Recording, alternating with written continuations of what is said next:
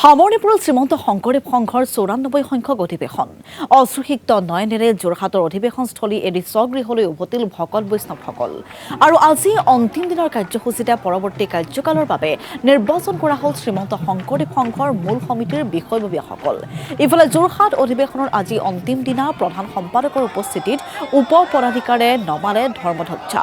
আৰু পৰৱৰ্তী অধিৱেশনৰ বাবে তেজপুৰ জিলাক অৰ্পণ কৰা হ'ল ধৰ্মধ্বজা।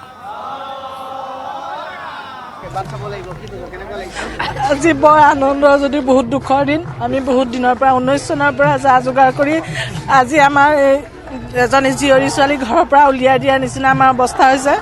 আমি হৰিনামৰ মুখৰিত সাগৰত হৰিনামৰ সাগৰত উটি ভাহি আছিলোঁ আজি 4 দিন ধৰি কণ্টিনিউ। আজি আমাৰ পৰা অহা বছৰ তেজপুৰত হ'ব 95 সংখ্যক। তাৰ বাবে তেখেতসকলে আমাৰ এই পতাকা লৈ গৈছে। গতিকে অহা বছৰলৈ আমি তেখেতসকলৰ সুকলমে হ'বৰ কাৰণে আমি আশীৰ্বাদ কৰিছোঁ।